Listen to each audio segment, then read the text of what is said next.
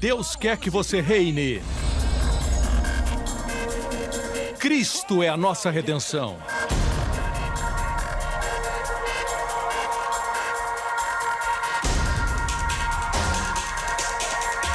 Deus é justo e faz o pecador justo.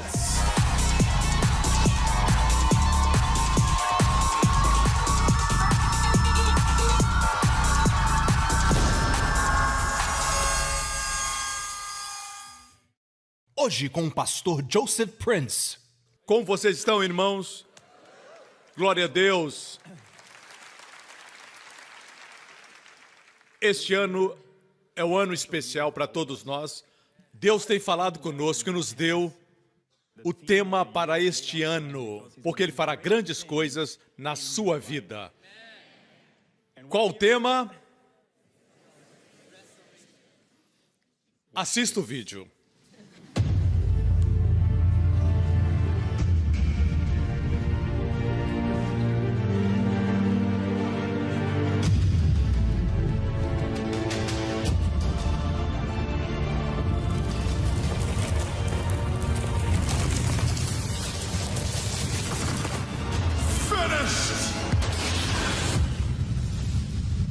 Amém. Glória a Deus. O ano da sua restauração. O ano da sua restauração para cada um de nós.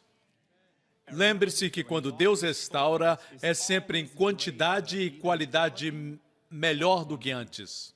Se você perdeu um ente querido, ou você terminou com o namorado, não quer dizer que Deus vai dar 7 namorados. Mais um que vale por 7. Antes de continuarmos, eu gostaria que você assistisse o vídeo de um testemunho de uma celebridade muito preciosa que foi impactada pelo Evangelho da Graça. Ele voou de Los Angeles para a igreja Lakewood, onde meu amigo Joel me pediu para pregar naquela manhã, só para participar do culto. Eu quero que você relaxe e assista esse testemunho. For me, it's so hard, because our schedule during the season, traveling, we play 162 games during the year.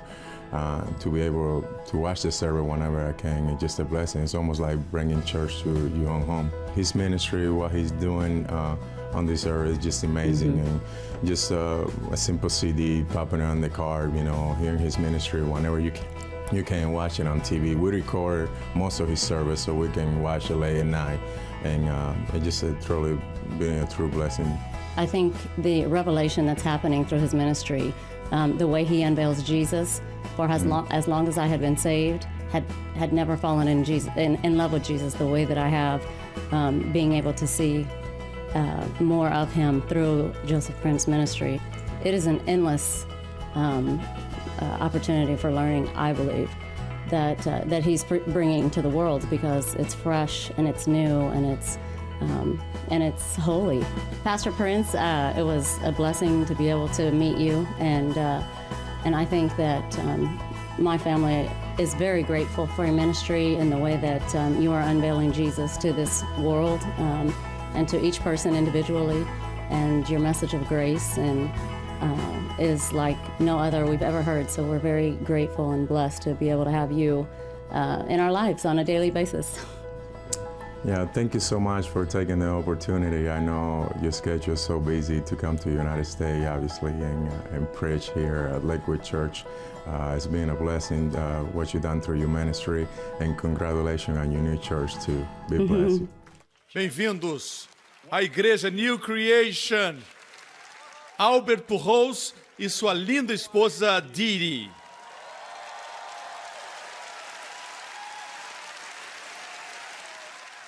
Bem-vindos. Esse irmão é especial. Quando eu estive na igreja Lakewood, em Houston, ele voou de Los Angeles para Houston, só para estar no culto. Desta vez, ele voou dos Estados Unidos para estar conosco neste culto. O que dizer, irmãos?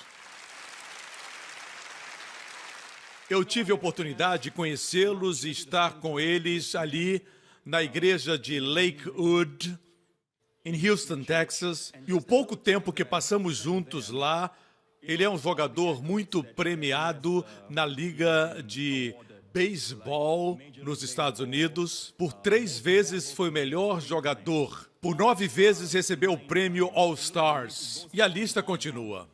Ele é conhecido como o LeBron James do beisebol. Se colocarmos de lado todos esses prêmios e olharmos somente para a pessoa, chegaremos à conclusão que o seu objetivo principal é glorificar a Cristo Jesus.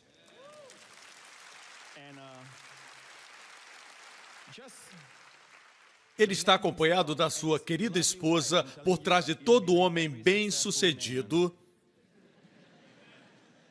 tem uma mulher. Ela carrega um peso importante. Quando ela compartilha e fala, a palavra hebraica para glória é kavod. A forma como ela compartilha é muito impressionante e impactante. Somos muito gratos por tudo que Deus tem feito na vida dele como jogador e celebridade no beisebol. Mas o mais importante é que eles amam crianças e têm um ministério para alcançar as crianças, fazem algo incrível para o Senhor. E eu digo, irmãos, que ao final de tudo, uma verdadeira celebridade é alguém que tem Jesus no centro de sua vida. Essa é a razão porque são tão abençoados. Não existem escândalos, só os invejosos. Amém? Que vida e que testemunho para a glória de Jesus. Eles têm lindos filhos. Eu encontrei o seu filho precioso e eu disse, que bênção, eu queria que o meu filho Justin fosse como esse menino, tão comportado, tão culto, tão educado. E eu disse, Justin, um dia vai ser assim. Agora ele só quer correr. O verdadeiro sucesso é quando sua família está servindo ao Senhor. Amém? Alguns têm sucesso em público, mas um fracasso em casa. Vocês honram e trazem glória para o Senhor, e por isso eu agradeço a Deus pela presença de vocês aqui. Vocês são verdadeiros amigos. Você está pronto para a palavra de Deus? Vamos continuar de onde paramos, mas antes disso, vamos recapitular aquilo que nós aprendemos a semana passada. Lembre que Deus quer que você conheça as 3 coisas importantes em Hebreus capítulo 10, porque isso nos dará um fundamento sólido para nos aproximarmos com certeza de fé. Existe essa ideia em alguns círculos do cristianismo que dizem que se mantivermos as pessoas em dúvida quanto à salvação delas, se você as deixar inseguras quanto ao perdão de seus pecados, você poderá ajudá-las a ser mais santas, mais zelosas, mas não existe nada mais distante da verdade. Deus quer que nos aproximemos. Vejamos Hebreus 10 mais uma vez. Aproximemo-nos de Deus com plena convicção de fé. Em outras palavras, não podemos nos aproximar duvidando. Se os nossos pecados foram perdoados, não nos aproximar pensando que talvez estamos salvos, mas perdemos a salvação. Deus quer que nos aproximemos com plena convicção de fé. Aproximemo-nos com um coração sincero e com plena convicção de fé. Existem alguns segmentos que querem desprezar ou zombar dos cristãos que têm plena convicção da salvação. Eles dizem, ninguém sabe se é salvo, ninguém sabe. Ouvi certa vez um pastor dizendo, se alguém é salvo ou não é, eu não sei. Nem sei se eu mesmo sou salvo. Algo está errado se nem o pastor está seguro. Mas a Bíblia diz, essas coisas foram escritas para que saibais que tendes vida eterna. Amém? Fé não lida com conjecturas, com incertezas, mas é plena convicção de fé e com um coração sincero. Antes, vamos recapitular o que aprendemos. Hebreus capítulo 10, versículo 1. A lei traz apenas uma sombra dos benefícios que hão de vir e não a realidade dos mesmos. É como uma fotografia. Quando viajo, levo uma foto da minha esposa. Não é minha esposa, é uma foto dela, certo? Imagine se eu voltar e ela está lá, ela mesma em pessoa, e eu continuo beijando a foto e não a beijo. Algo está errado. Todas as ofertas do Antigo Testamento, a oferta queimada, a oferta de cereais, a oferta pacífica, a oferta pelo pecado, são figuras, são sombras de uma substância. São tipos do antítipo, Cristo. Amém? E o versículo continua, mediante os mesmos sacrifícios repetidos ano após ano, no Yom Kippur, que é o dia da expiação celebrado todos os anos, repetidos ano após ano, não conseguem aperfeiçoar os que se aproximam. Jamais, através desses sacrifícios, poderiam fazer alguém perfeito. Se ler o capítulo anterior, vai ver que perfeito não segundo o nosso comportamento, mas perfeito segundo a nossa consciência. Deus quer que sejamos perfeitos em nossa consciência. Quando nos aproximamos, não podemos ter consciência do pecado. Alguns dizem, pastor Prince, o senhor prega que não temos que ter consciência do pecado. Não sou eu que prego. É a Bíblia que nos ensina que temos que nos aproximar sem consciência do pecado. Vejamos o versículo 2. Se pudesse fazê-lo, não deixariam de ser oferecidos, pois os adoradores, tendo sido purificados uma vez por todas, não mais se sentiriam culpados de seus pecados. Ou seja, se os sacrifícios do Antigo Testamento funcionassem, as pessoas, os adoradores, não teriam mais consciência do pecado. Que ensinamento é o oposto daquilo que temos sido ensinados? O sacrifício de Cristo funcionou. O sacrifício que Cristo fez uma vez por todas foi eficaz. Amém?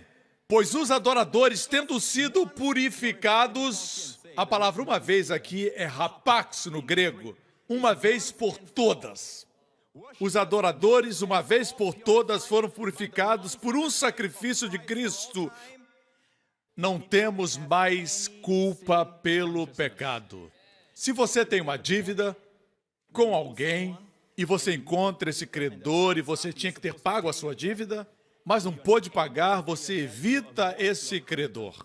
É isso que está acontecendo no mundo. O povo evita a Deus. Não querem falar sobre Deus porque têm consciência do pecado em suas vidas. Eles pensam, eu pequei, Deus é santo, é melhor que eu não reconheça a realidade da existência de Deus. Vou me convencer que Deus não existe, e se Ele existe e está em algum lugar, eu não quero me aproximar dele.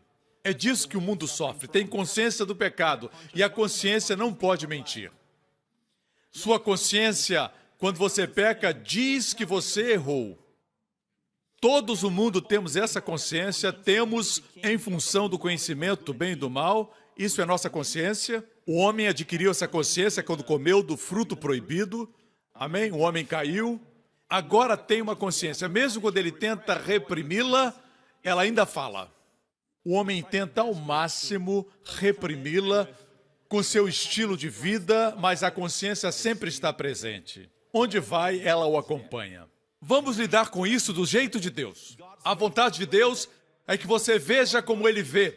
Houve um sacrifício perfeito por todos os nossos pecados. Deus amou o mundo e deu seu Filho. Seu Filho na cruz levou todos os nossos pecados em seu próprio corpo. Foi Deus que nos amou. Foi Deus que deu o seu Filho. É Deus que nos quer livres da consciência do pecado, porque Deus quer que nos aproximemos dele com verdadeiro coração e inteira certeza de fé. Amém. Deus não quer que nos aproximemos com medo. Existem cristãos hoje que se aproximam de Deus com medo. Temem que Deus os fulmine se aproximarem. Eles se aproximam de Deus com o pecado. Existe algo na vida deles que eles não estão seguros se confessaram a Deus ou não. O que fazem? Vão a Deus, fazem seus pedidos bem rapidamente e saem da sua presença. Não estão confortáveis com Deus. Depois se encontram com um amigo, se sentam para tomar café com este amigo e gastam 5 horas conversando com ele. Esse amigo não é perfeito. Um dia pode se tornar inimigo. Pode um dia falar mal dele. Esse amigo é imperfeito, Deus é perfeito. Deus ama você com amor eterno.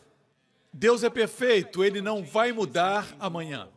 Se nos amar custou a Ele tanto na cruz, você pensa que Ele vai parar de nos amar? Depois de pagar um preço tão alto? Ele nos ama com amor eterno.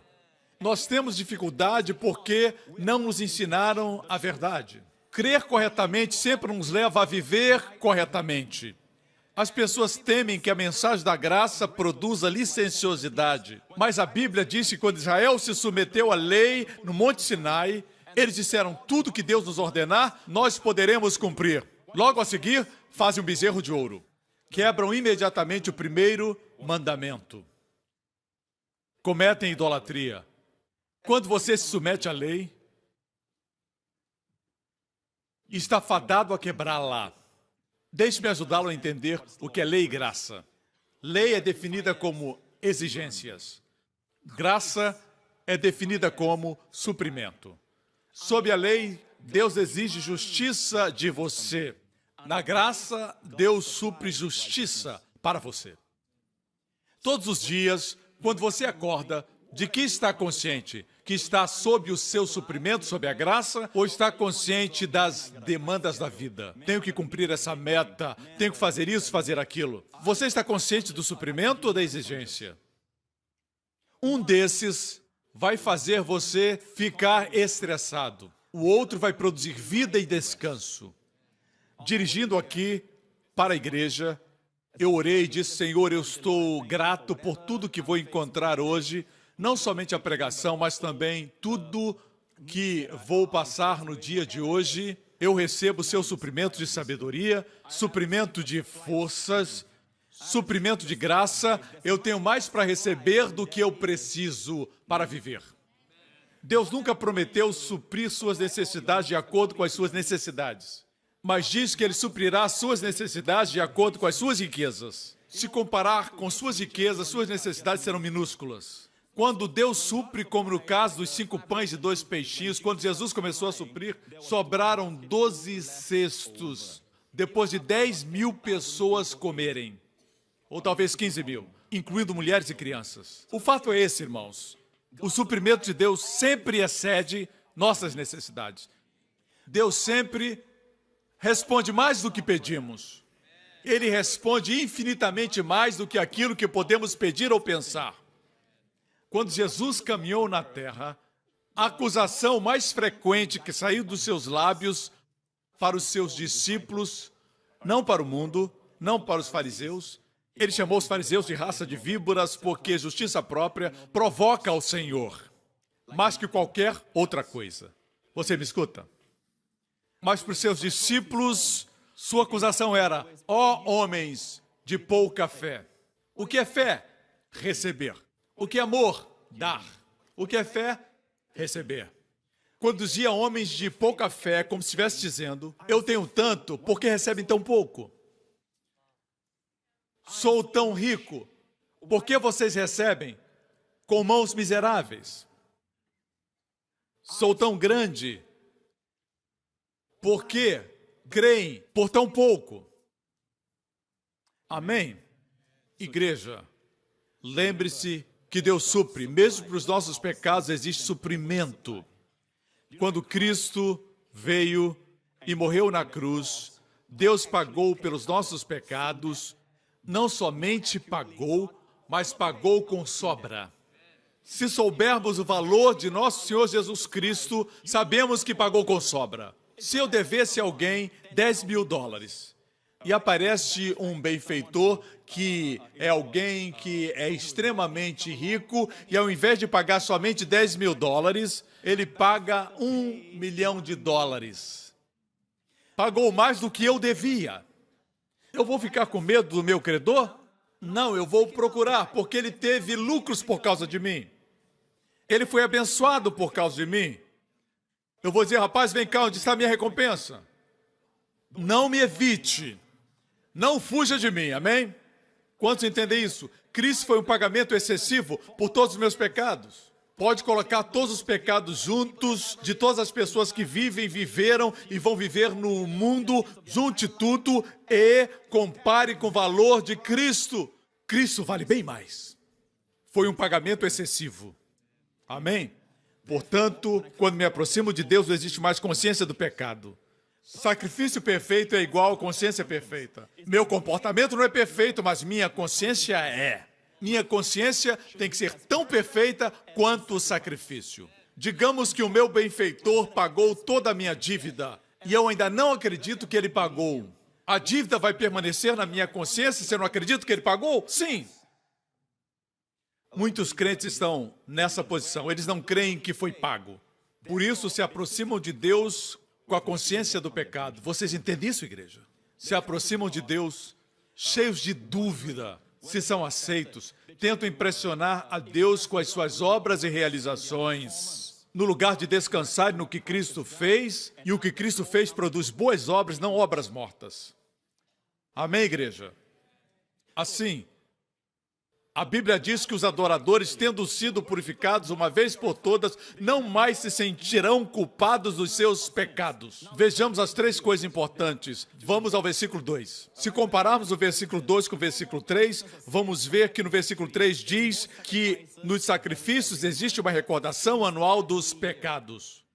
Quando sempre que nos aproximamos de Deus, falamos dos nossos pecados, não é isso uma recordação?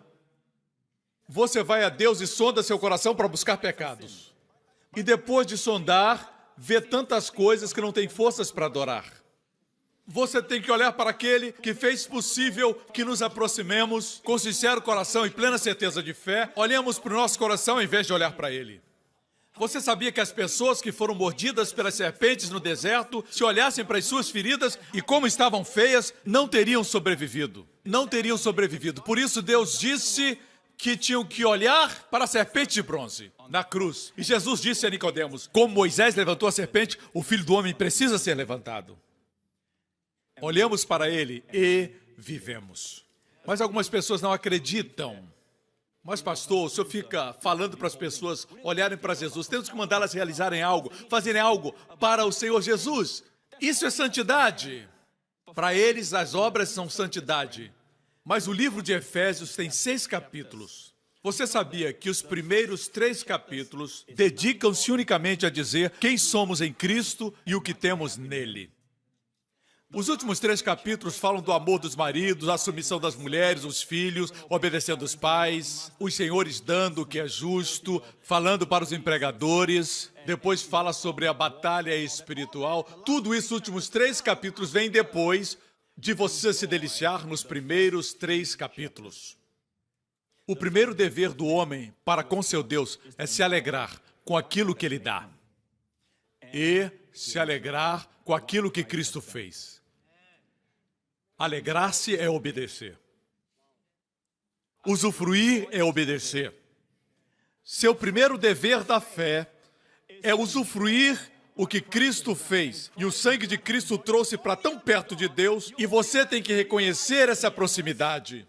Mesmo quando você está dirigindo, você não precisa tentar forçar a sua mente para se aproximar de Deus. Deus já está perto de você dentro desse carro.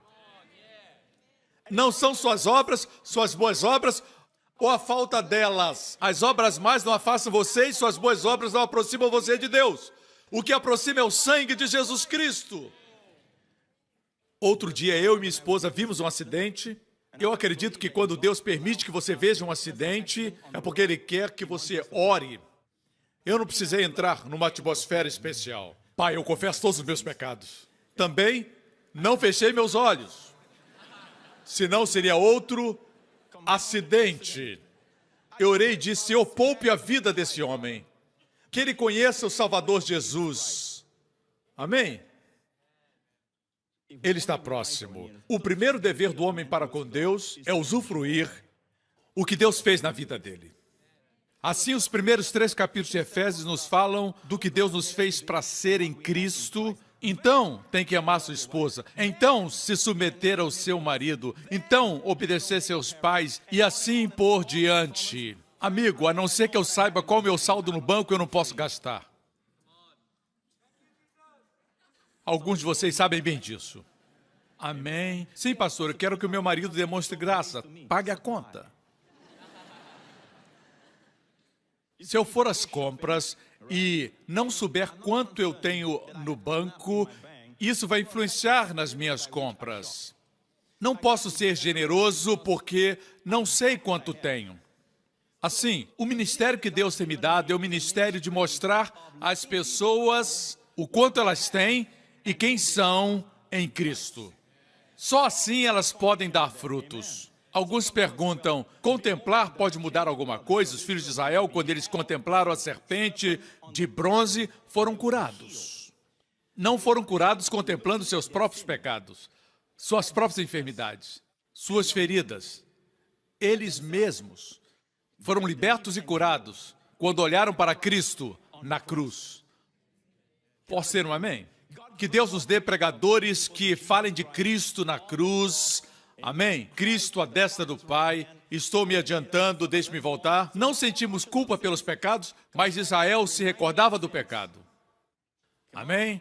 Temos visto onde os cristãos têm se perdido. No lugar de pregarem que não nos sentimos culpados pelo pecado por causa do que Cristo realizou por nós, fazemos as pessoas se recordarem de seus pecados. Pois é impossível que o sangue de touros e bodes tire os pecados. A primeira coisa é a vontade de Deus. Verso 9 diz, aqui estou, vim para fazer a tua vontade. A primeira coisa importante é a vontade de Deus, o Pai. Ele cancela o primeiro para estabelecer o segundo. Qual o primeiro? A lei. Qual o segundo? A graça. Como sabemos disso? No capítulo que antecede a este, o capítulo 9, diz que Deus encontrou falha no antigo concerto. O primeiro concerto diz, não farás isso, não farás aquilo. Se você não fizer o que é proibido ou cumprir as proibições, aí então as bênçãos virão. Mas a Bíblia diz que se desobedecer um, é culpado de todos. Não pode escolher um mandamento. Posso ter um amém? Lembre-se que a lei sempre desqualifica você. Vejamos Números capítulo 5. Versículo 2. Ordene aos israelitas que mandem para fora do acampamento. Mande para fora. Expulse do acampamento. Para longe de suas famílias. Fora do acampamento. Assim era a lei. Expulse do acampamento todo o leproso. Todo que tiver um fluxo. Em terceiro lugar, o que se tornar impuro por tocar num cadáver. O cadáver de um irmão ou de um amigo, se tocar, ficará impuro. Quando Jesus veio e ele realizou muitos milagres, o apóstolo João diz que se fossem escritos, todos os livros do mundo não poderiam conter. Mas os milagres da Bíblia foram selecionados. Veja, um dos milagres mais mencionados é do leproso que veio a Jesus e disse, se o senhor quiser, pode me tornar puro. O senhor o tocou. Antes de curar, o tocou. Há muito ninguém o tocava. Jesus lhe devolveu a humanidade. O senhor o tocou e disse, ser limpo. O que Jesus fez? Curou o leproso. Quem tiver um fluxo. Outra história contada na Bíblia frequentemente é a história da mulher que tinha um fluxo de sangue e tinha 12 anos que estava enferma. Ela vem por detrás do Senhor e toca na orla dos seus vestidos. O que acontece? A hemorragia estanca. Depois fala, aquele que se tornar impuro tocando um cadáver. O Senhor Jesus foi além. Não somente purificou o impuro, mas ressuscitou o cadáver. A graça é bem maior, irmãos. Viver sob a graça é ter vida superabundante. Amém? Não é somente dizer não cometa adultério, mas a graça produz amor por sua esposa. A fé te dá condições de ser fiel até nos seus pensamentos. Amém? Se cair, não vai ficar satisfeito, porque você é nascido de novo. Ovelhas não se lameiam, porque são ovelhas. Mas se um porco cair na lama, ele diz, aleluia! Eles se lameiam ainda mais. Eles gostam de lama. É a natureza dos porcos. É por isso que Pedro fala que o cão volta para o seu vômito. Sempre tem um cão que volta à sujeira. Essas pessoas professam ser crentes, mas não são verdadeiramente crentes. Continuamos em Hebreus 10. A primeira coisa importante é a vontade de Deus, o Pai. Sua vontade é estabelecer a graça. Deus não quer a lei. Deus quer a graça. Mas se a lei não viesse primeiro, o homem não saberia que está falido diante de Deus. Assim, a graça atrai o homem. Mas alguns querem viver na lei e creem que a lei é o caminho para a santidade. Vamos continuar. A próxima coisa importante: pelo cumprimento dessa vontade, somos santificados por meio do sacrifício do corpo de Jesus Cristo. Dia após dia, todo sacerdote apresenta, faz isso de pé porque o trabalho nunca termina. Vocês estão sentados. Eu não sei por quê. Eu estou de pé e minha pregação ainda não acabou. Quando você se senta, é porque o seu trabalho acabou. Dia após dia, todo sacerdote apresenta-se e exerce os seus deveres religiosos repetidamente, os mesmos sacrifícios que nunca podem remover os pecados. Mas quando esse sacerdote, Jesus Cristo, acabou de oferecer para sempre um único sacrifício pelos pecados, se assentou à direita de Deus. Um sacrifício pelos pecados para sempre. Se você cometer um pecado, ele não precisa voltar a se apresentar. Foi o único sacrifício pelos pecados para sempre. Quando acabou, ele se sentou. Vou repetir, Jesus não se sentou por ser o Filho de Deus. Ele sempre foi. Ele se sentou porque concluiu a obra. Ele realizou o trabalho. Nossos pecados, passado, presente e futuro, foram perdoados. Alguns dizem, pastor, eu concordo que os nossos pecados no presente, passado e futuro já foram perdoados. Mas existe um perdão chamado perdão judicial e perdão paternal. Perdão judicial é perdão legal. Todos fomos perdoados, passado, presente e futuro. Mas, se pecarmos, temos que pedir perdão para receber perdão paternal. A verdade é que ainda está se sentindo culpado. Quando me aproximo de Deus, eu digo, eu sou judicialmente perdoado, mas tenho dúvidas se Deus, como Pai, me perdoou. Perdão paternal. Certo? Deus me deu esse versículo, 1 João 2,12. Filhinhos, eu lhes escrevo porque os seus pecados foram perdoados graças ao nome de Jesus. A palavra perdoados no grego está no tempo perfeito. Significa que foi feito uma vez e não precisa ser repetido. Vou reler o versículo. 1 João 2,12. Filhinhos, eu lhes escrevo porque seus pecados foram perdoados graças ao nome de Jesus. Vamos parar aqui. Vejamos como ele nos trata. Meus filhinhos. Você sabia que João sempre usa a expressão amados em 1 João? Mas aqui, Deus previu essa doutrina do perdão paternal. Quer perdão paternal? Aqui está, meus filhinhos.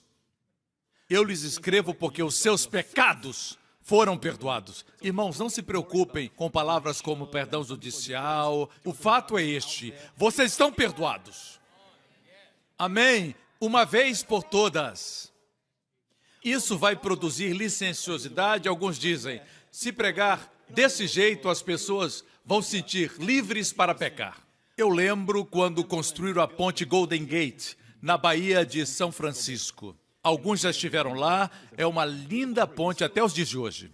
Mas, quando eles construíram, 23 pessoas morreram porque caíram. Operários. Não estou falando daqueles que pularam de lá por suicídio, mas os que trabalharam na obra. A moral estava baixa, os operários tinham medo de ir trabalhar, muitos atrasavam o trabalho porque tinham muito medo e ficavam muito cuidadosos, e estavam certos. Os engenheiros e gerentes se reuniram e discutiram a situação e decidiram que era importante construírem uma rede de segurança por debaixo daquela ponte. E o que aconteceu? Nenhum operário caiu mais por causa da rede. Morreram por outras razões, mas não por causa da rede. Os que morreram por outros motivos foram menos de 23. Amigos, o que aconteceu foi isso.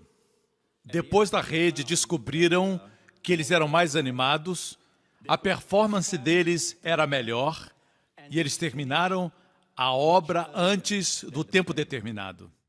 Isso deu a eles segurança. Ninguém dizia, eu vou pular, tem uma rede lá embaixo. Tum, tum. Alguns dizem, pastor, o senhor está dando para as pessoas uma rede. Eles vão pular nessa rede. É assim que eles veem você. Não acreditam no Espírito Santo que habita em você. Eu creio que o povo de Deus quer fazer o que é certo. Mas se caírem, tem uma rede.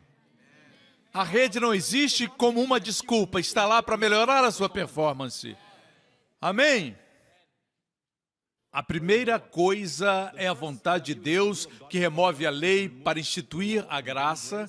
A segunda coisa importante é a obra de Jesus, o Filho, que foi o único sacrifício pelos pecados para sempre. E aqui chegamos à terceira coisa importante, que é o testemunho do Espírito Santo.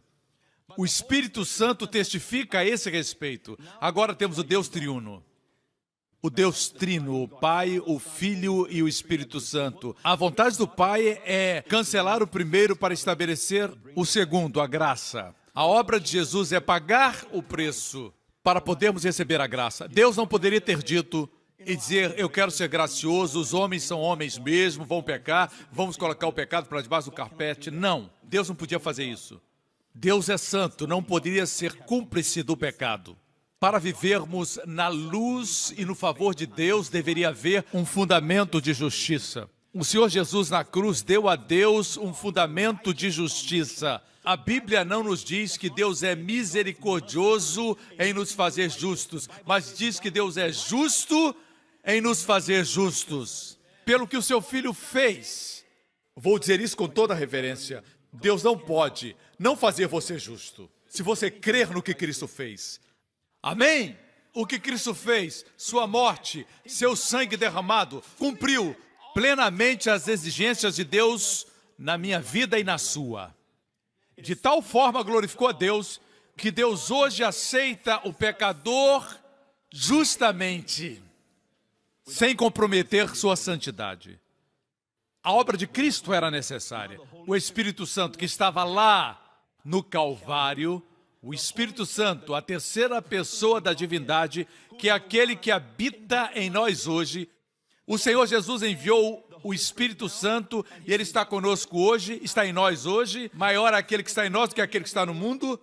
Amém? E o Espírito Santo testifica conosco a respeito do novo concerto. Ele fala aqui da nova aliança porque depois do que disse no versículo 16, ele diz, e o Espírito Santo acrescenta, dos seus pecados e iniquidades não me lembrarei mais. Uau! Nunca mais. Você já viu isso pregado em algum lugar? Esse é o testemunho do Espírito Santo. Alguns dizem, o Espírito Santo me disse que a minha voz está muito alta.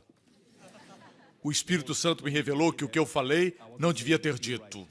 O Espírito Santo me disse hoje que eu devia ser mais carinhoso com aquela pessoa. O Espírito Santo nos guia e nos dirige, mas ele não fica nos perturbando.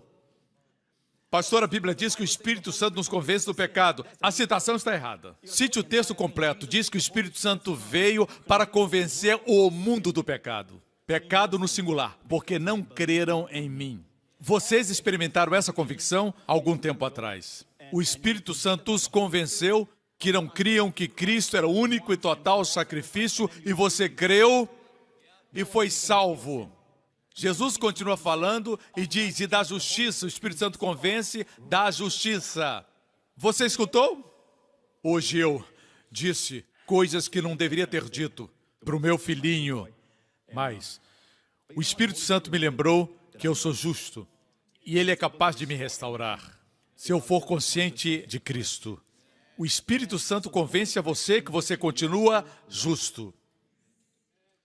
E também do juízo, mas não nosso, porque o príncipe deste mundo já está julgado. Leia com mais cuidado, irmão.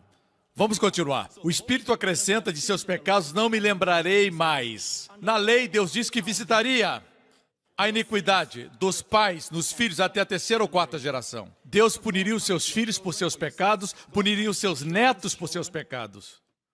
Mas diz, dos seus pecados e iniquidades não me lembrarei mais. Ou seja, Ele não punirá mais nossas iniquidades.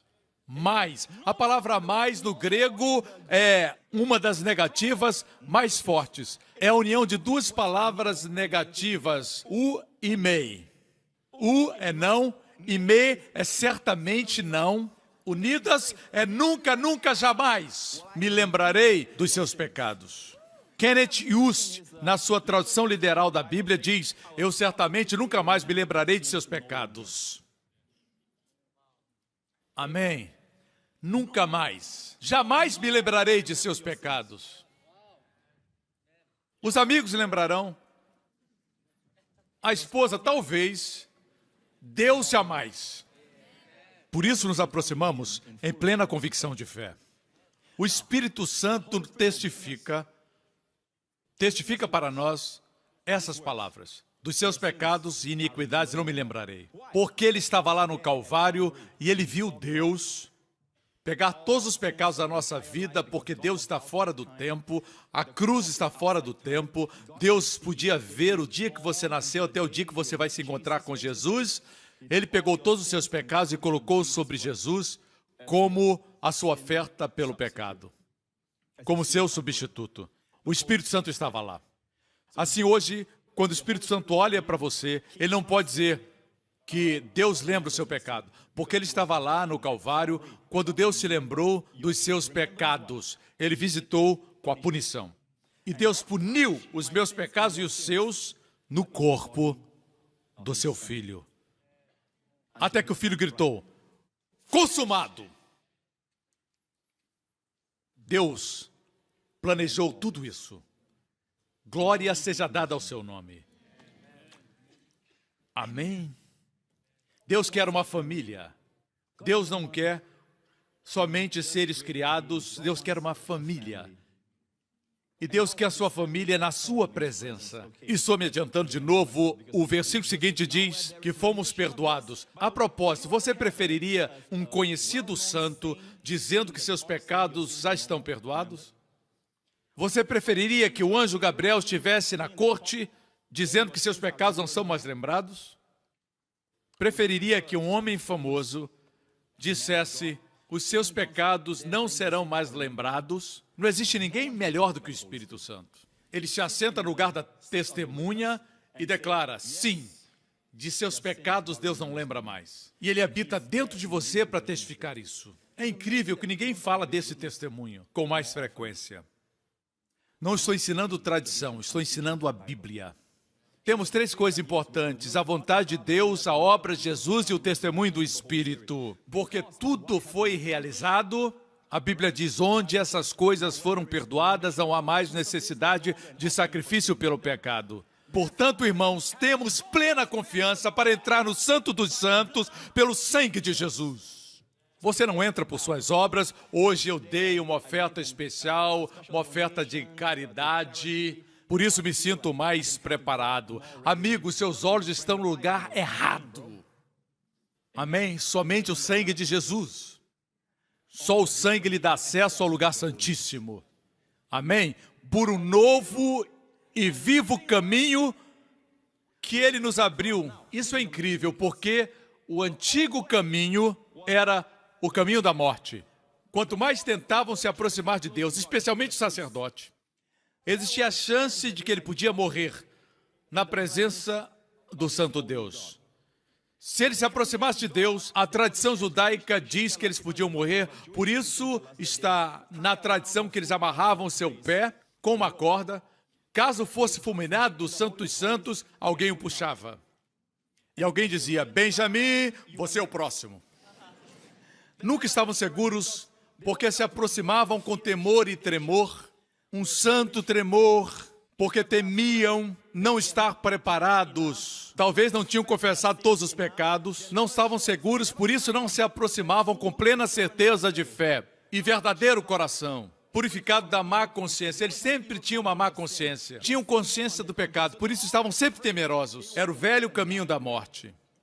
Mas agora, o sangue de Jesus inaugurou o novo e vivo caminho. Agora é o oposto. Quanto mais vem, mais vive. Existe uma outra tradução que diz: um caminho que dá vida. Se você é alguém que está sempre cansado, não tem forças, não tem energia, só vive cansado, você se sente velho, é como se o seu corpo estivesse sempre muito doente. A solução para você é se aproximar cada vez mais do novo caminho que produz vida. Amém? O novo e vivo caminho. Quem não quer esse tipo de acesso a Deus? É o novo e vivo caminho. Isso é por causa das 3 coisas que mencionamos. Ainda não é a mensagem. Estamos recapitulando a semana passada. Já vou pregar. Precisava fundamentar. Você vai ver por quê. Se pregasse a mensagem de hoje, sem falar desse assunto, recapitular o que aprendemos na semana passada, não compreenderíamos tão bem. Pelo novo e vivo caminho que Ele nos consagrou pelo véu, isto é, pela sua carne, temos um ensinamento lindo aqui sobre o véu no tabernáculo de Moisés. E tendo um grande sacerdote sobre a casa de Deus, lembre disso, para onde o sacerdote vai, você vai. A condição de Israel dependia do sumo sacerdote. Se o sumo sacerdote era bom, Deus abençoava a nação inteira. Depois de oferecer ao Senhor no Santo dos Santos, ele saía e abençoava o povo. O povo sabia que no ano seguinte seria um ano muito bom de fartura, de bênçãos, de vitórias sobre os inimigos. Mas se o sacerdote caísse morto, o ano seria péssimo. Não importava se entre eles houvessem pessoas boas ou houvessem pessoas ruins. A condição deles dependia do sacerdote. E se o sumo sacerdote ficasse velho e o seu filho só gostasse de farra, fumasse maconha e era o sucessor, o povo não ficava seguro. Mas nosso sumo sacerdote vive segundo o poder da vida eterna. Para os irmãos da igreja Grace Revolution em Dallas, quero afirmar a vocês que a igreja vai explodir para os 4 cantos dos Estados Unidos. Porque essa mensagem precisa ser pregada. As pessoas precisam conhecer o que o Pai está fazendo. Muitos dizem, pastor, eu tenho essa interpretação, tenho aquela. Que Deus abençoe sua interpretação. Se você tem uma interpretação brilhante e Deus não demonstra favor, você não cresce e atinge os 4 cantos da terra, sua interpretação não tem valor. Você pode considerar a minha interpretação errada, mas eu tenho o respaldo de Deus. Amém, irmãos? Não vamos discutir sobre interpretações. Alguns dizem, o tipo de graça que o senhor prega, não existe tipo de graça. Eu admito que algumas pessoas são transformadas pela sua pregação. Eles sempre dizem isso, que vidas são transformadas. É porque eles estavam sob condenação e agora não se sentem mais condenados. Não, amigo, os testemunhos que apresento não são somente de pessoas que encontraram libertação da condenação, mas foram libertas, por exemplo, da pornografia, dos vícios, das drogas. Vou ler um testemunho que chegou dos Estados Unidos recentemente, não muito tempo atrás. Um homem escreveu, pastor, eu e minha esposa aprendemos sobre a graça em março de 2012. Antes de mudarmos de apartamento, assistimos a mensagem Destinados a Reinar, que revelava um Deus gracioso e que nos amava.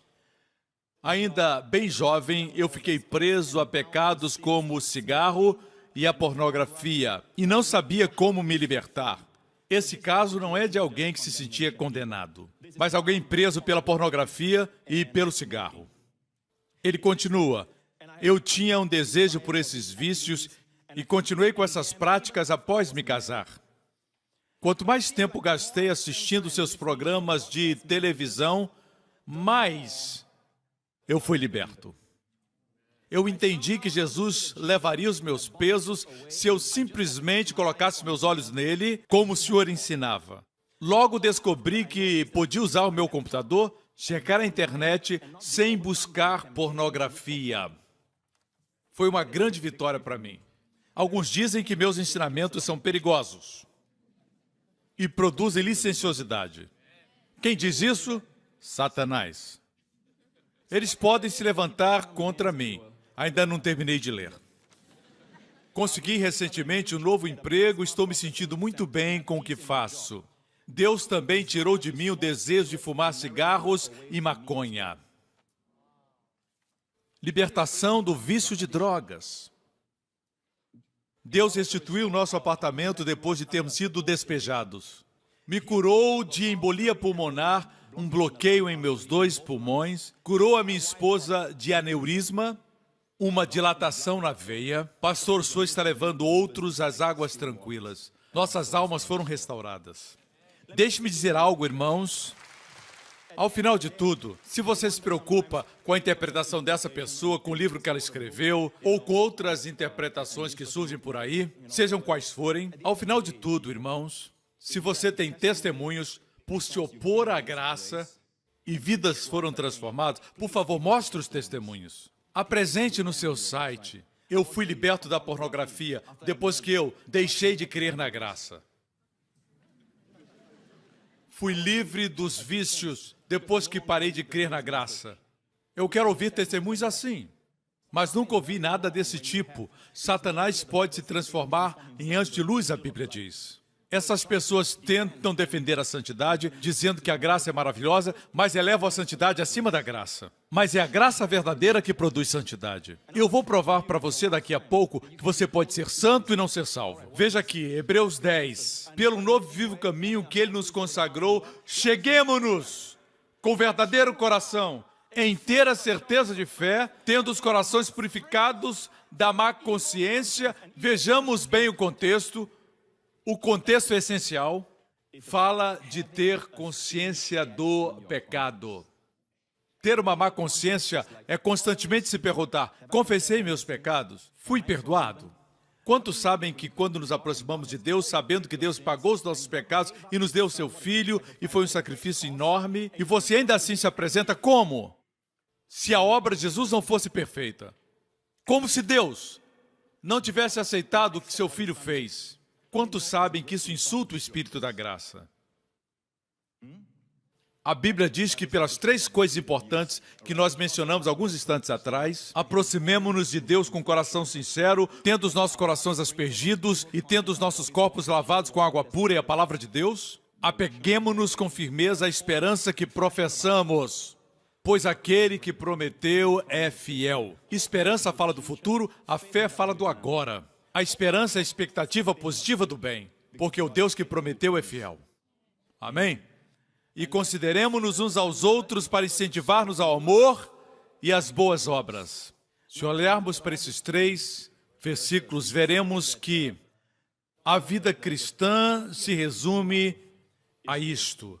O maior fruto da vida cristã, e a Bíblia diz que pelos frutos seremos conhecidos.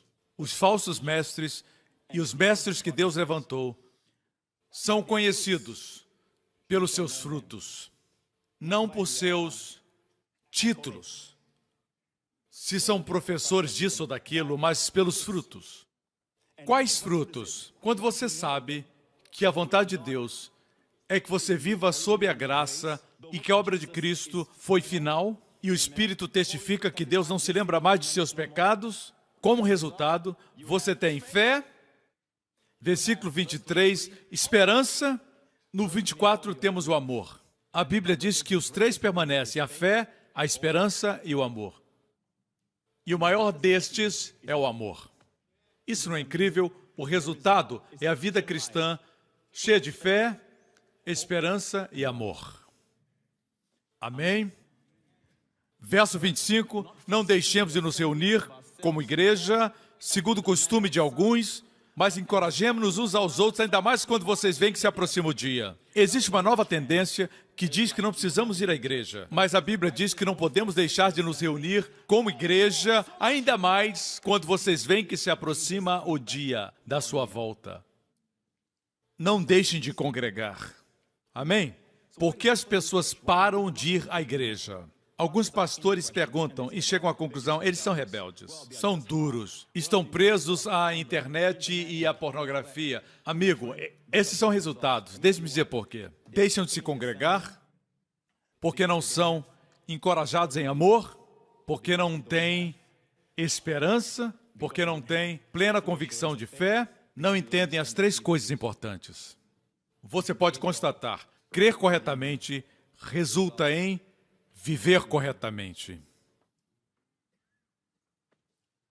Amém?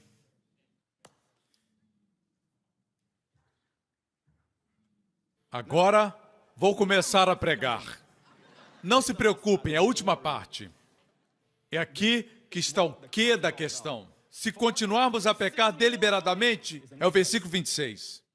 Depois que recebemos o conhecimento da verdade, já não resta sacrifícios pelo pecado. Tem que pregar assim. Já não resta sacrifício pelo pecado, mas uma expectativa terrível de juízo e de fogo intenso que consumirá os inimigos de Deus. Quem rejeitava a lei de Moisés morria sem misericórdia, pelo depoimento de 2 ou 3 testemunhas. Quanto mais severo castigo julgam vocês merece aquele que pisou aos pés o Filho de Deus, que profanou o sangue da aliança pelo qual ele foi santificado, insultou o Espírito da graça. E alguns pregadores dizem, cuidado, pode perder a salvação, de acordo com esse texto. Alguns, quando leram esse texto, fecharam a Bíblia. Eu era assim. Quando eu era adolescente, eu não gostava de ler Hebreus capítulo 6 e esse texto que eu acabei de ler. Ninguém explicou as 3 coisas importantes que eu mencionei. Deus preparou isso para que você entendesse esse texto. Vamos explicar da melhor forma antes de eu despedi-los. Porque se sair agora, seria como em uma operação, você foi aberto e você diz, pastor, tenho que ir, e sai segurando os intestinos. Deixe-me suturar você, isso é importante. Então, voltemos ao versículo 26. Deixe-me afirmar a você que pecar deliberadamente, depois de conhecer a verdade, não se refere nesse texto ao pecado moral. Eu vou provar a você daqui a pouco e vou provar também usando o Antigo Testamento. Esse livro foi escrito para... Hebreus são o quê? Chineses? São judeus. São os hebreus, os filhos de Israel, judeus. É um livro que eles entendiam. Quando você olha para o Antigo Testamento, só existe um exemplo de pecar deliberadamente. Vamos ver isso daqui a pouco, certo? Assim, analisemos isso. Pecar deliberadamente não é algo que um verdadeiro crente possa cometer.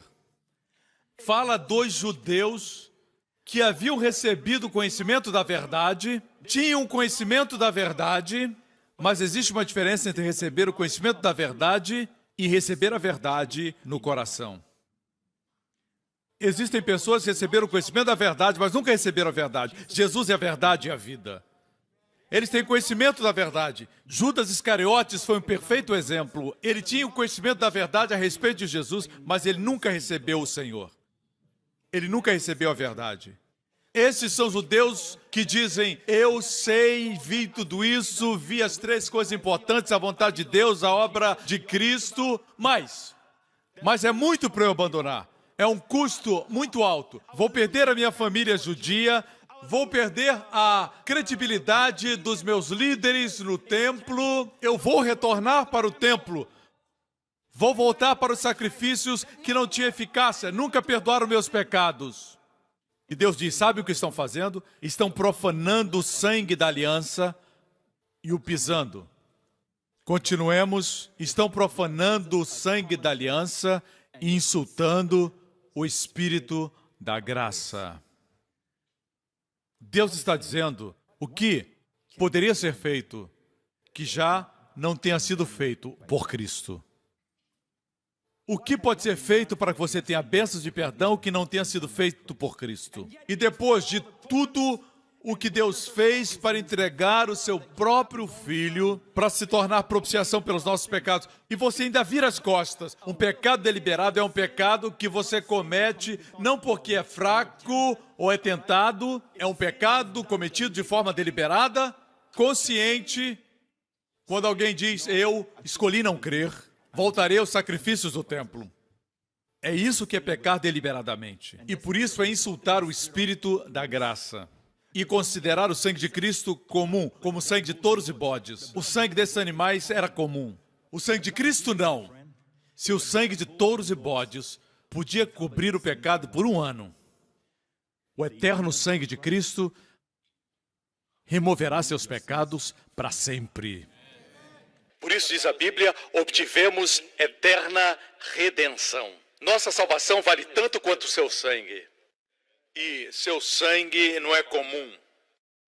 Daí o nascimento virginal. O sangue da criança não vem da mãe. Existia um tempo que eles pensavam que Jesus não poderia ter nascido de uma virgem porque a placenta de Maria traria sangue para Jesus. Mas a ciência hoje sabe que a criança não recebe nenhum sangue da mãe. Somente comida e nutrição, e as impurezas voltam para a mãe. Nenhum sangue passa da mãe para o bebê através da placenta. Todo o sangue de Jesus veio do Pai. Por isso seu nascimento foi virginal. Seu sangue era real, santo e eterno, e ele derramou. E quando fez isso, todas as exigências divinas de justiça que estavam sobre nós, Jesus pagou no nosso lugar.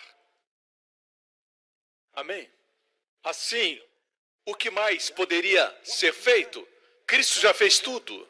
Se resolver rejeitar, não haverá sacrifício pelos pecados. Para que sacrifício se você rejeitou Jesus Cristo? Voltemos para o versículo 26. Já não resta mais sacrifício pelos pecados, mas uma certa expectação horrível de juízo e ardor de fogo que há de devorar os adversários. Eu queria que você soubesse que o livro de Hebreus, segundo os eruditos, foi escrito entre os anos 64 e 68. Mas, no ano 70, os romanos vieram a Jerusalém, queimaram o templo, e desde então não existe mais ofertas ou sacrifícios no templo. Eles queimaram, foi o ardor de fogo. Eles ficaram sem sacrifício. Deus advertiu que teriam certa expectação de juízo. Quebrando alguém a lei de Moisés, morre sem misericórdia só pela palavra de 2 ou 3 testemunhas. De quanto maior castigo cuidais vós, será julgado merecedor aquele que pisar o Filho de Deus e tiver por profano o sangue da aliança, com o que foi santificado e fizer agravo ao Espírito da graça. Qualquer que rejeitar a lei de Moisés, numa outra versão diz, aquele que transgride a lei de Moisés morre sem misericórdia. É uma comparação. Debaixo da lei, a punição era feita sem misericórdia. Imagina se rejeitar a graça e insultar o Espírito da graça, certo? Mas nós sempre perguntamos, quem é que despreza a lei de Moisés? Parece que ele fala de alguém no Antigo Testamento que fez isso. Existe um incidente no Antigo Testamento, onde diz que esse homem cometeu pecado voluntário. Vamos ler Números, capítulo 15. Mas todo aquele que pecar com atitude desafiadora é deliberadamente. Veja como está escrito na versão O Livro. Aquele que pecar deliberadamente, percebeu? Voltemos para a NVI. Será eliminado do meio do seu povo, por ter desprezado a palavra do Senhor. Vejamos o versículo 32. Você vai perceber o exemplo de alguém que pecou deliberadamente. Está preparado? Certo dia, quando os israelitas estavam no deserto, encontraram um homem recolhendo lenha no dia de sábado. Aqueles que o encontraram recolhendo lenha levaram-no a Moisés e a Arão e a toda a comunidade, que o prenderam porque não sabiam o que deveria ser feito com ele. Então o Senhor disse a Moisés, o homem terá que ser executado. Toda a comunidade o apedrejará fora do acampamento. Assim toda a comunidade o levou para fora do acampamento e o apedrejou até a morte. Só existe um exemplo de pecado deliberado. E qual foi o pecado? No sábado, ele foi recolher lenha. Sabia que não existe registro? Existe uma lei que se adulterar será apedrejado, mas não existe registro no Antigo Testamento que alguém foi apedrejado por isso. Não tem registro. Você sabia que tinha uma lei que dizia que se seu filho desobedecesse frequentemente, deveria ser apedrejado. Mas não existe registro de que alguém foi apedrejado por isso. A única história parecida foi a história do filho pródigo. Eu destaquei a palavra sábado. Ele estava recolhendo lenha no dia do sábado. O que é o sábado? É o dia de descanso. Você vai descobrir o que é pecado deliberado. Pecar deliberadamente é quando Deus diz: eu estou descansando, quero que descansem comigo. Você descansa quando Deus descansa? Deus descansou na sua vontade, tirando a lei e trazendo a graça. Deus descansou no perfeito sacrifício do seu Filho. Nada pode ser acrescentado. Deus descansou no testemunho do Espírito de que dos nossos pecados Ele não se lembrará mais. Você descansa no que Ele descansa? O pecado deliberado é recusar-se a descansar. Uau! O que é pecado deliberado? É alguém ouvir que Jesus fez tudo na cruz, por nosso perdão. Deus fez tudo para nos amar. E alguém diz: eu não creio nisso, e volta. Isso, irmão, é não descansar na obra concluída. O que você quer fazer? Salvar-se a si mesmo? Vai ficar catando as lenhas da sua performance? Vai acender uma fogueira por você mesmo? Confiar em si mesmo como Salvador? Não existe mais sacrifício, amigo. Você se recusa a descansar na obra de Cristo. Isso é que é pecar deliberadamente. Uau! Existe algo peculiar numa igreja que entende um ensinamento tão profundo. Não são ensinamentos que se escuta habitualmente. Confiar em si mesmo como Salvador? Não existe mais sacrifício, amigo. Você se recusa a descansar na obra de Cristo. Isso é que é pecar deliberadamente. Uau! Existe algo peculiar numa igreja que entende um ensinamento tão profundo. Não são ensinamentos que se escuta habitualmente. Talvez se escute isso nos seminários teológicos. E ainda dizem que eu não prego no Antigo Testamento. Irmãos, posso ver em seus olhos que vocês estão entendendo. Se você falar isso para alguém, mesmo para um crente, precisa descansar quando Deus descansa, ele diz o quê? E o que Deus me falou sobre restauração, certo? Existe uma mensagem na palavra restauração em inglês. Restauração começa com R-E-S-T, que é descanso em inglês. Deus diz: quanto mais você descansa na obra de Jesus, mais verá a restauração. Quando enfrentar esse próximo ano, esses próximos meses, você terá muitos desafios, muitas coisas para fazer. Não carregue todo esse peso. Diga: Senhor, eu descanso em Ti. O Senhor me dará força, o Senhor me dará graça, me dará a unção necessária, sabedoria para criar meus filhos. Amém? Conscientes do suprimento, mas pecados deliberados não podem ser cometidos por crentes. Amém? Voltemos para Hebreus, capítulo 10. Alguém pergunta: pastor, o versículo 29 diz que profanou o sangue pelo qual ele foi santificado. Profanou, note, foi santificado, então era um crente. Irmão, alguém pode ser santificado e não ser nascido de novo. Vou provar para você. As Escrituras interpretam as Escrituras. Já vamos concluir. A palavra santificar aqui é a palavra hagiazo no grego, que significa ser feito santo. Hagiasmos, santidade. Hagios é a palavra santo. Hagiazo, declarado santo. De quem fala esse texto que diz: profanou o sangue da aliança pelo qual foi santificado? Fala dos judeus. Todos os judeus são separados como povo especial pelo sangue de Jesus. É o único povo que é separado. Não quer dizer que são todos salvos. Deixe-me explicar. Eles são separados exteriormente, mas não são salvos. Em função da aliança de Deus com a nação de Israel, através do pai Abraão. Essa é a única nação na terra separada. E a palavra separados é hagiazo. São exteriormente santificados. Vou provar a você que alguém pode ser santo, que é a palavra hagiazo, sem nascer de novo. Vejamos 1 Coríntios 7.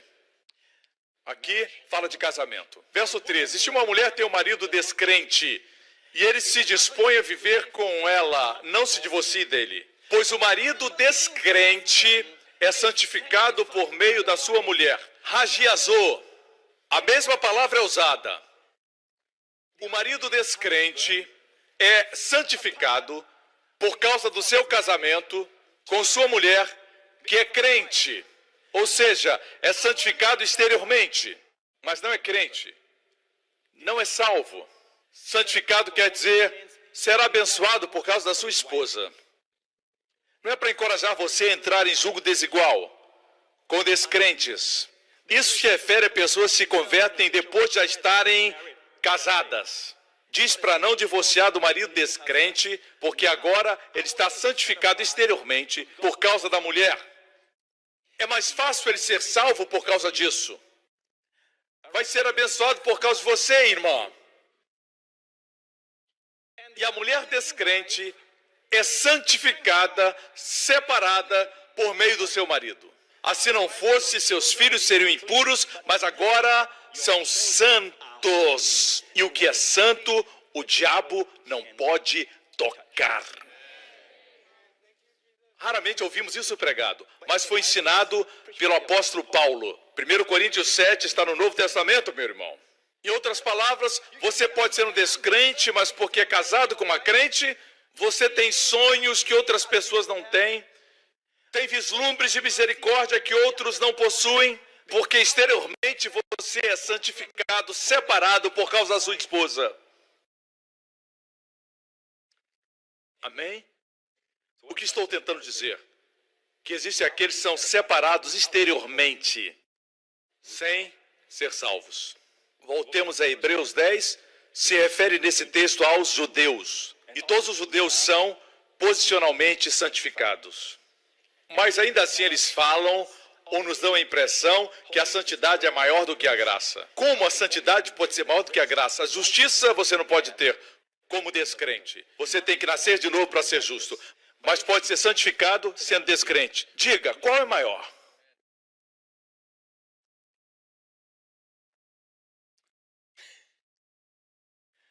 Alguns dizem, bem, pastor Prince, graça é boa, fomos todos justificados, mas nós precisamos agora nos aprofundar. E o aprofundamento que eles sugerem é sempre a santidade. Diga para eles, sabem que podemos ser santos sem ser salvos? Ser santo e não ser justos? Amém?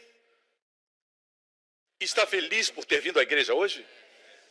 Mas não seja áspero quando falar com eles. Seja gentil. Muitos são cegos, outros foram ensinados erradamente, mas se insistirem em dizer que a santidade é maior do que a graça, aí eu tenho um problema. Quando Pedro primeiro encontrou Jesus, não tinha consciência da graça de Jesus, tinha consciência da sua santidade. Ele disse, afasta de mim, sou pecador, quando primeiro encontrou Jesus. 3 anos e meio depois, ele negou Jesus. Após ressuscitar, Jesus o encontrou. E diz a Bíblia que 2 semanas depois, quando ele estava pescando, e João disse, é Jesus que está na praia. Pedro pulou do barco para ir ter com Jesus. Agora ele estava consciente da sua santidade? Se fosse da santidade, ele mergulharia do outro lado. Qual das duas é maior? Qual produz crescimento? Qualquer pessoa, mesmo um pecador, mesmo seus amigos, qualquer um, até mesmo na Bíblia, quando o anjo aparecia, o que as pessoas diziam? Vou morrer, vou morrer. Certo? Do que estavam conscientes? Do seu amor?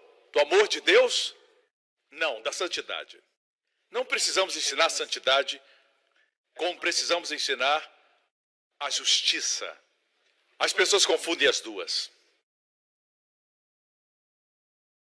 Amigos, conhecer seu amor é mais profundo do que a santidade. Não deveríamos nem mesmo comparar uma com a outra. Porque seu amor é santo e sua santidade é amor. Você se alegra com seu amor? Se alegra por essa mensagem? Tantas pessoas não entendem essas verdades. Deixe-me concluir. Versículo 30. Pois conhecemos aquele que disse: a mim pertence a vingança e eu a retribuirei. E outra vez, o Senhor julgará o seu povo. Terrível coisa é cair nas mãos do Deus vivo. Temos que interpretar no contexto. Pastor, aqui diz que Deus julgará o seu povo. Veja, você pensa que os cristãos são o seu povo. Esse é o problema da teologia da substituição. Esses teólogos ignoram para quem esse livro foi escrito. Foi para os hebreus. Você sabia que esse texto é tirado da mesma canção? A canção de Moisés.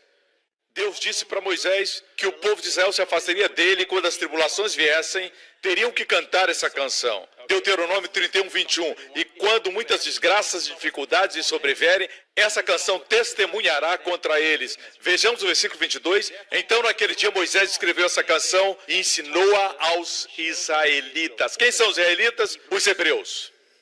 Veja a canção. Próximo capítulo. A mim pertence a vingança. Essa era a música. Imagine cantando: a minha vingança. Ninguém quer cantar essa canção, mas foi a canção de Moisés. E essa canção é repetida no livro de Apocalipse. E cantaram o cântico de Moisés e do Cordeiro. Está falando aqui de Israel. Minha vingança é o que foi citado em Hebreus. Verso 36, o Senhor julgará o seu povo. O mesmo que está em Hebreus. Está falando de Israel. A referência não é Deus nos julgando, a você e a mim. Fala de Deus julgar Israel. Ou aceita o sacrifício de Cristo ou não. Você aprendeu? Admito que é um ensino difícil, mas espero que tenha recebido. Vocês estão ouvindo bom ensinamento da Bíblia. Glória a Deus. Cabeças baixas e olhos fechados. Here is love, vast as the ocean, loving kindness as the flood. When the Prince of Life, our ransom, shed for us his precious blood, who his love will not remember, who can cease to sing his praise. He will never be forgotten throughout heaven's eternal days. Grace and love like mighty rivers poured incessantly from above. Heaven's truth and perfect justice kissed a guilty world in love.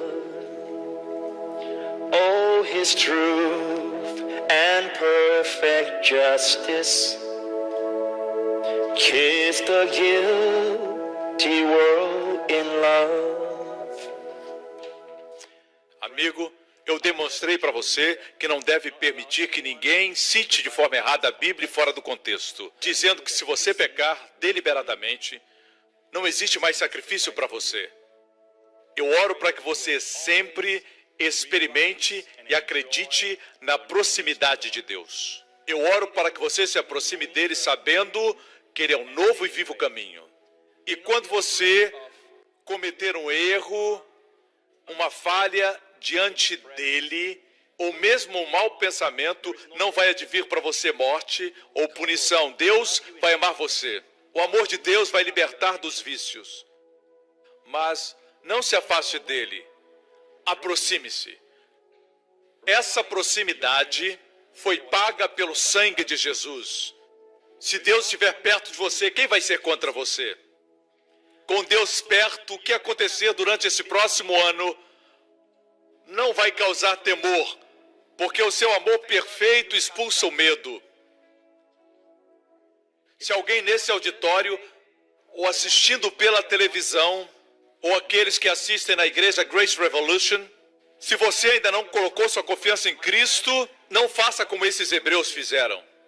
Quando ouviram a verdade, deliberadamente, conscientemente o abandonaram e se tornaram apóstatas. Se afastaram após receberem a verdade. Amigo, Deus ama você. É por isso que ele enviou seu filho.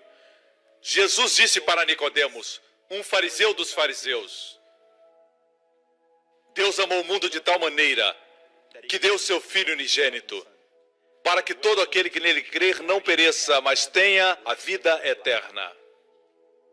E Jesus disse: eu dou a eles vida eterna e eles nunca perecerão.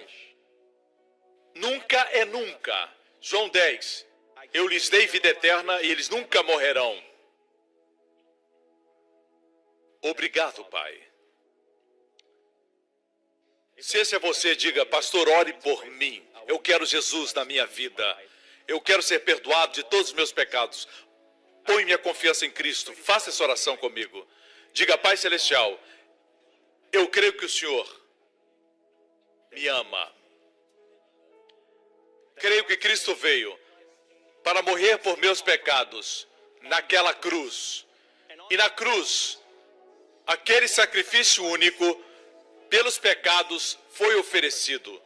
Hoje, vivo na sua graça. Meus pecados foram perdoados. Sou cheio do Espírito Santo. Jesus Cristo é meu Senhor e Salvador. E eu creio que o Senhor ressuscitou dos mortos como uma proclamação que todos os meus pecados foram perdoados. Obrigado, Pai. Eu sou grandemente abençoado, altamente favorecido, profundamente amado. Em nome de Jesus. E todos digam, fique de pé para receber a bênção. Leiamos João 10 bem rapidamente. Eu quero que você marque esse versículo em algum lugar na sua Bíblia, e se alguém perguntar se você pode perder a salvação, leia esse versículo. Eu lhes dou a vida eterna e minhas ovelhas jamais perecerão. Jamais é ume, quer dizer nunca, jamais. Elas perecerão após receberem vida eterna.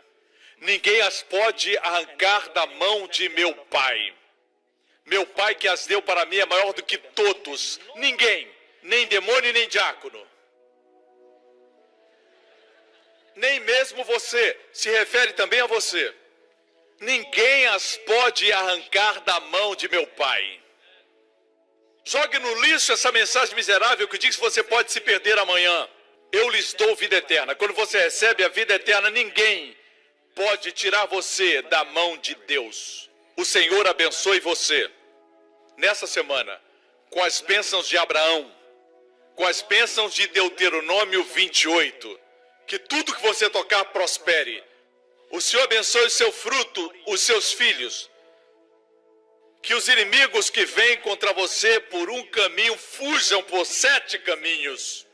Que o Senhor faça com que você empreste e não peça emprestado. O Senhor abençoe tudo o que você tocar.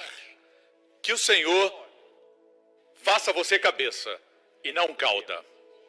Que o Senhor nessa semana proteja você e os seus amados de todo mal, de toda doença, de toda infecção, de toda enfermidade, de todos os acidentes e perigos, das pessoas ruins e do poder do maligno.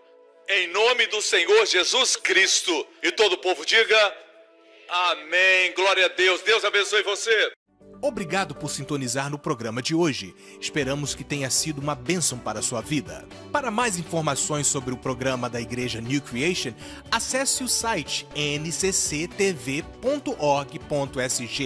Lá você poderá se inscrever para receber um devocional diário do pastor Joseph Prince. Seja incentivado e fortalecido todos os dias e saiba o quanto Deus lhe ama através desses devocionais. Acreditamos que o seu dízimo pertence à igreja que você frequenta e oramos para que você seja grandemente abençoado, altamente favorecido e profundamente amado.